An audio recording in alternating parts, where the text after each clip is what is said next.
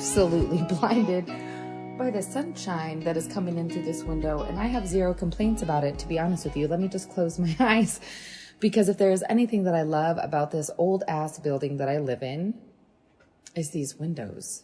These windows that are sealed like shit, and half of them don't open. And if you do want to open them, you need to pull up on it as though you are trying to save a child or a small animal from underneath a car. And you know what? It doesn't even matter. That's my gratitude for the day is, man, I love these windows, even if I can't see. So I'm just going to talk to y'all with my eyes closed and you can't tell. And so it's not weird for either one of us.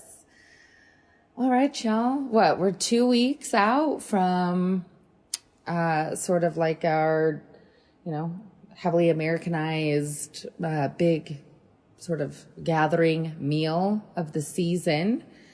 And I got some really good questions, and I'm excited about this episode for a couple reasons. Some of y'all had some really good things to say in my inbox. And also, y'all, Buttermoon, my bakery, is days away from being a year old. In fact, we will be a year old when y'all are listening to this. And we'll circle back to that, but let's get right into it. Amy writes, "Hey Ava, I don't consider myself much of a cook and definitely not a baker, but I was put on dessert duty. Can you recommend some things that are easy but impressive?" Girl, if you've been listening to any episodes ever of all time of this podcast, you know that my ultimate favorite, easy, impressive, go-to, comes together real quick, and everybody is always, it's like a little show-stopping number for the most part, right? Is a galette, a crostata, whatever you want to call it, an open-faced tart type situation. She's rustic. She's versatile. And honestly, I love a pie situation, right? And this is like all the things that I love about pie. But again, it's rustic, it's versatile, it comes together super fast. You can do it with apples, you could do it with pears, you could do it with a combination of both. You could get crazy and do something with some persimmons. I mean, the options, man, the options for a galette are they're endless. And she's timeless. And seriously, like I said, if you've been listening to this, you know that I have talked about a crostata or a galette, whatever you want to call them, several times, because you can't lose. You really can't. In fact, the only thing that I can think of that you could possibly really mess up is like a soggy bottom. Prick some holes in that bad boy. Make sure that you do that before you if you're really worried about it, you can sprinkle a little extra flour, prick some holes, if your fruit is really juicy, but everybody loves a galette. I'm telling you, just go that route. But I will also, Galette Hill can't be the hill that I die on, although I might let it be. Other things that are that people always love are like a crisp or a crumble, right? I mean, it's a little more homey, again, kind of rustic. If you want to get fancy food, you could serve it in cute glasses with, an ice cream situation on top. Also, we need to talk about crisp and crumbles because, in my opinion, and if you have any act right whatsoever, you will know that there needs to be slightly extra crisp/crumble. Also, do we know what the official difference of the two is? Do y'all want to tell me? Is it just a matter of where you live? Crisp, crumble. Crisp has oats and crumble doesn't? To me, they both do. Also, this is also a thing. We're segueing a little bit. Just allow it. They need oats. Okay, this situation needs oats. I don't care what you say. It just needs oats. Okay, but they're just the ratio. It needs to be a little bit more. There needs to be a little bit more crisp/crumble situation to whatever fruit you're using. In addition to galettes, this is apparently the hill that I am going to die on. Just give me it. Just let me have it. Also, circling back to either or, I cannot think of the name right now, but it just came to me. Oh, what are they called? Something gold. Rosa. Are they Rosa? Rosa apples? So the deal is that I've actually only been able to find them either season at Sprouts, but those are in right now. And they are super beautiful. The flesh is like the flesh of the fruit, the flesh of the apple is pink, like pink hued. And I've done a galette with that in the past. And also that would be really beautiful for like a crisp as well. So something to keep in mind. Also like baked apples. And if you got those same ones, those would be super beautiful as well. And like these things that I'm suggesting don't require a bunch of technique, not even with the galette. Okay. I mean, like I said, forgiving, all of these are really forgiving items. You could do a baked apple. You could do a baked pear. And you could even like fancy it up with, like a little caramel sauce type situation. An affogato. Okay. Like a little ice cream situation, a little espresso. You can make it boozy in regards to boozy situations. You can do like serve espresso martinis if y'all drink. Those are making quite the comeback. People that I love work in that area and they are making quite the comeback. And if I'm being really honest with you, especially if you can get your hands on good coffee liqueur, and I can, you really can't go wrong. And then also port if you're like, fuck it, I just can't. And also like, I want to be respectful to the folks that imbibe and the folks that don't. But if you do, and you are just like over it, right? And you're like, I don't want to, you can bring a lovely bottle of dessert wine and say, look, I brought dessert. Amen.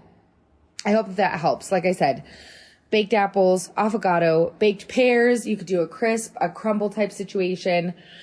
Or there's the galette. Do you like that I ended on that note? Like you could do all of these things, but also just go ahead and do the galette. Use those really pretty apples and circle back. Let me know how that goes. Y'all make more galettes. I want to make like at least a galette a month. Just cause. So let's circle back to that. I'll let you know how I'm doing. Okay, so Michelle says, hi, Ava. I'm the only vegetarian in my family, and I want to make a show-stopping vegetarian main dish. Can you share some of your favorites? So I know that I've talked about this also, not necessarily holiday focused or forward, but I feel like in terms of vegetarian folks and like veganism, don't get me started on that. It gets overcomplicated, right? Like, people want to pull like all sorts of, and I'm not saying there's necessarily anything wrong with it, but it's like, you got to find all these subs, you know what I'm saying? Like, got to find like a meat sub, got to find like a dairy sub. We got to like incorporate. And I'm like, what about just good old fashioned vegetables? You know what I'm saying? Especially if you're vegetarian, you have like a little bit more leeway when I'm thinking about doing things like risotto, like a really beautiful mushroom pea, and you could use really meaty mushrooms, or if you want to splurge, you could do like a lobster mushroom type situation. Also, some folks are using like oyster mushrooms and sort of recreating them into being like this scallop dish with pasta, which is actually something that I've been wanting to do myself. Several people that I have loved have done this. I don't know why I haven't. I do know is because like generally speaking, the nights that I am like really cooking is when the kids are home, right? And Scarlett's 5, and the hill that she's going to die on is mushrooms. In fact, she actually just recently tried one, just to see what about now. Do I like mushrooms now? And I'm here to report that she, in fact, does not like mushrooms still. and I let her have it. But so that's why I haven't done that yet. But I think that that would be really lovely. Also, everybody loves stuffed things. Get your hands on some acorn squash and do like onions and garlic and mushrooms and sage and thyme, almost like a little stuffing type situation. Whack it in your acorn squash and bake that. I mean, you could put breadcrumbs up top. That looks fancy foo. And it also like kind of gives everybody the opportunity to have their own. I did, when Scarlett was first born, I had this side hustle where I basically did meal prep for people. And that was like one of my favorite fall things that I did. Everybody loves an individual situation. You know what I mean? And you could do it even with like a pumpkin, like stuffing an entire pumpkin and serving it straight out of there. That's really, I mean, it makes like a really beautiful centerpiece. I don't know. I feel like there are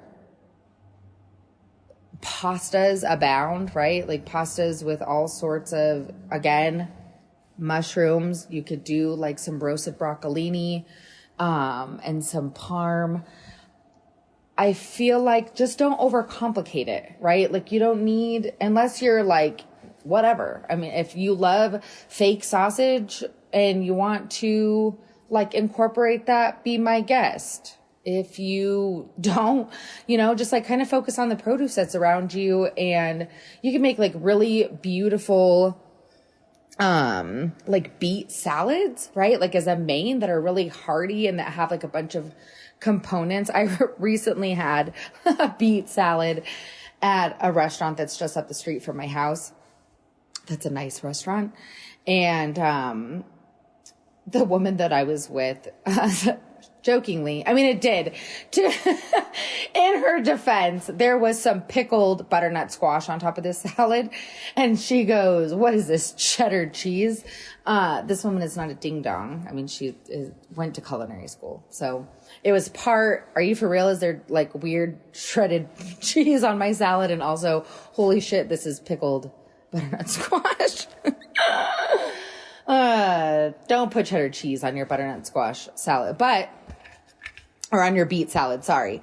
But I love beets. I feel like beets are, and you either love beets or you hate beets, right? Either you're like a stan of beets or you're like, beets taste like dirt. I totally get it. But if you love beets, get creative with those bad boys and make like a big ass, beautiful salad. Get like a handful of different colored ones.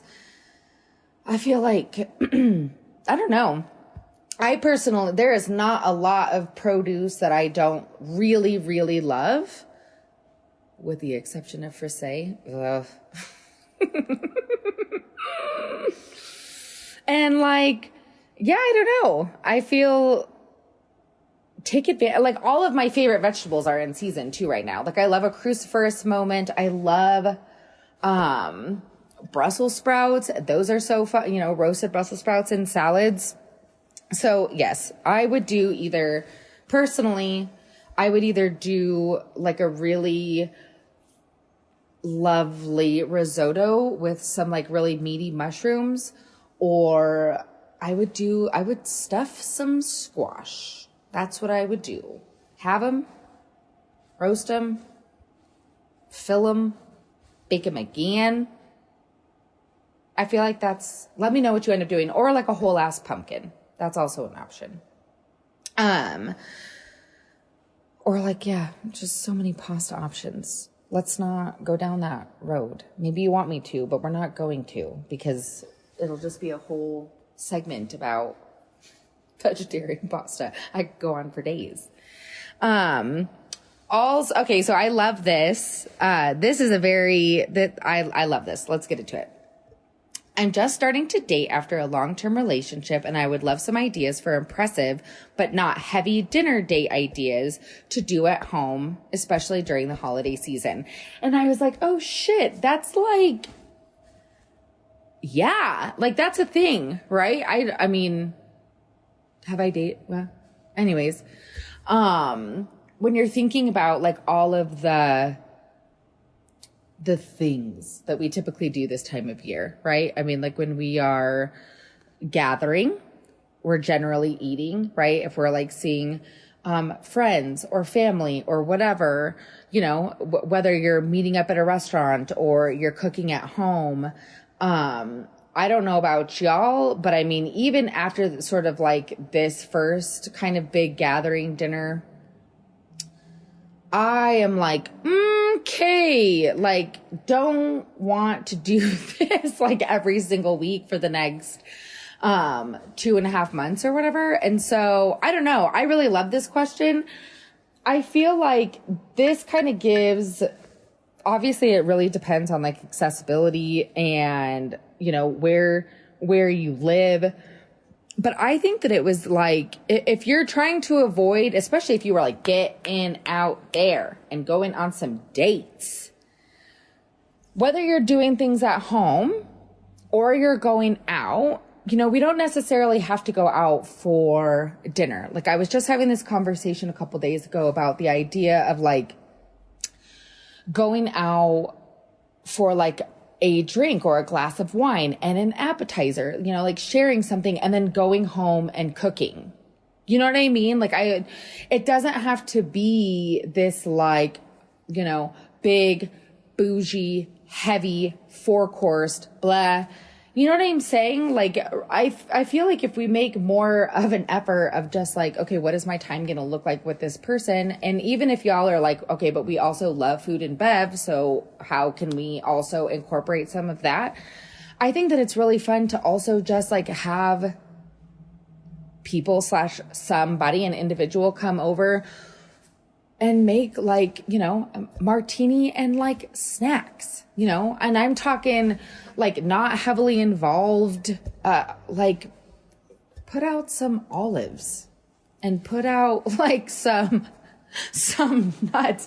I mean, seriously though, like it sort of gives you like little dishes of little tiny snacks, a cocktail, you know, a thoughtful cocktail. We're not pouring vodka sodas. Okay. Like a thoughtful, like layered cocktail, okay? Or like, you know, make an appetizer. You can even do that. If you want it to be like a little bit more involved, you know, you can do a little crudité with a dip, or it doesn't have to be like, here is this whole wheel of brie and crude.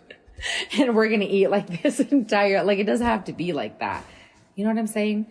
Also, I think that it's really fun to, I was going to say like make sushi at the house, but I mean, it is fun, but also just God bless America. It's a whole thing, but also like a crudo or like a sashimi dish type situation. You know what I mean? If you can get your hands on really quality fish and, you know, make a little sauce type situation, get a bottle of sake. That's something that you could do. And also, like I said, if y'all want to go out first, or if you are, you know, going to be meeting up for, go somewhere, go to a distillery. You know what I mean? Like go somewhere that doesn't, and you can have a drink. And also it should be said that if y'all don't drink, like there are lots of dry bars here. There is like cool kombucha bars here. You can always do something like that. And a lot of those places are set up really similarly, right? Some of them might offer snacks. Some of them might not. You can go and meet up there and then go back to the house and make like a really fun mocktail and like share a dessert, you know, share something. You could make a galette. Okay, I'm done.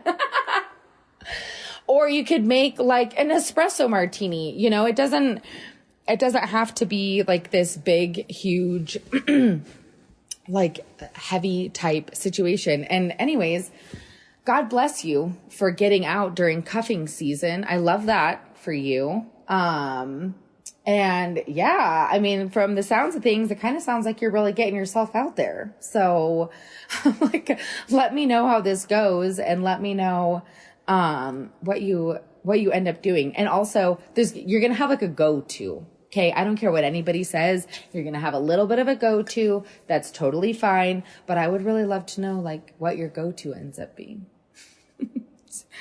circle back, please. So anyways, at the beginning of this, I mentioned that, yeah, Buttermoon is going to be a year old.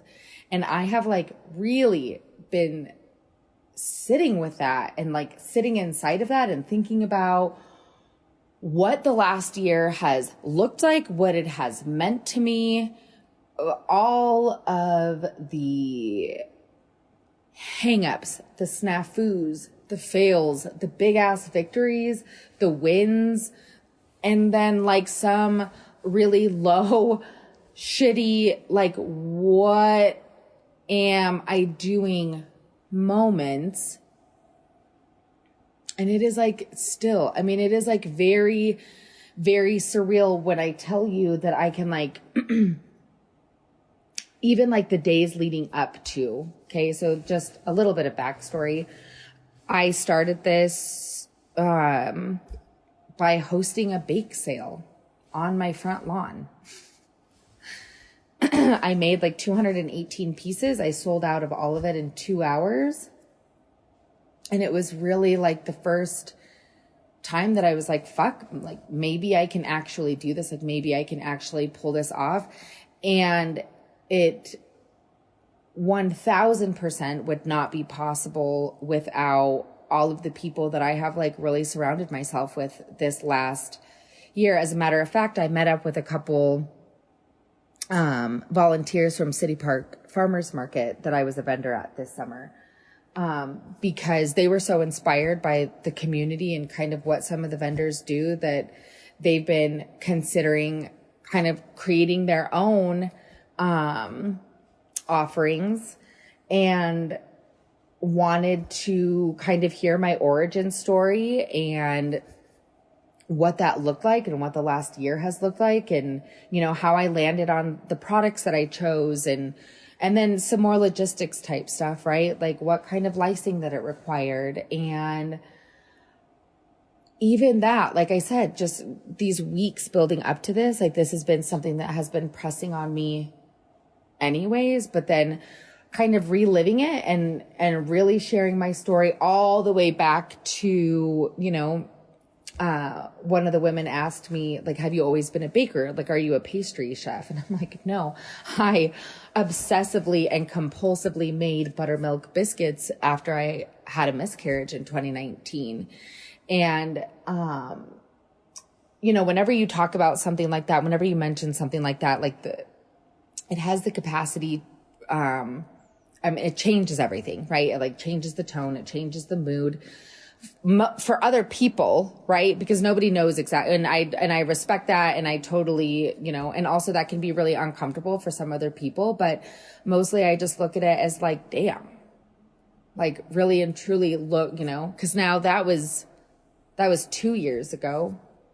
And like also that, right? Like, so the amount of time that I've been baking biscuits, I mean, it's like a blink of an eye, you know, but we talked a lot about, just community, right? I mean, it's not even necessarily about the product, not to me, and also not to one of the women that I met up with last night. It's really about the community and sort of like being in community with other like-minded people. And that was really, you know, baking the product and all of that. It's obviously something that I love. Otherwise I wouldn't do it. But this was hands down the hardest, most beautiful, most absolute scariest, shittiest, trying, exciting, wonderful, wondrous year that I have ever had in my whole life. And without a shadow of a doubt, you know, it's not because, you know, I'm going through a divorce. It's not because I, you know, left a situation that was no longer serving me or my family or what I want my life to look like. It, you know, it's really the people that have championed me and my kids and my business. And it's just really been like this sort of circle, right? It was like, I'm supporting Buttermoon, which in turn supports me and my family and allows me to sort of like get my footing and get my bearings. And as I enter this new season of expansion and growth and thinking about, you know, what I'm going to be doing this next year and where I want my business to go and what I want my family to look like, I just am, not just right now, but generally speaking, overwhelmed at just the community and like why I do the things that I do and, you know, why I exist in community with the people that I choose, why I work with the people that I choose to work with in my business and in my personal life. And while that's really important to me, why I choose to not work with specific folks and businesses and, you know, and that sort of thing too. I just, whether it's this podcast, whether it's the bakery, whether it's the writing that I do, whether it's, you know, whatever sort of social media presence that I have, whether it's my food and storytelling group on Facebook called Feed Me a Story, I feel so surrounded with good and love. And at the end of the day, that's absolutely why I'm still standing. And so if and when you're listening to this, know that you're a part of that. Know that I hold all of that very close to my heart, and like have a drink, have a coffee, eat some cake, better yet, eat some pie or some galette in celebration of like what a year it's been and how grateful I am to share space and break bread with all of y'all. And as we enter in this season, I just couldn't be any more grateful. I really couldn't. I just, you know, I have a lot to be grateful for, and I'm grateful for y'all. And I'll catch up with y'all next week.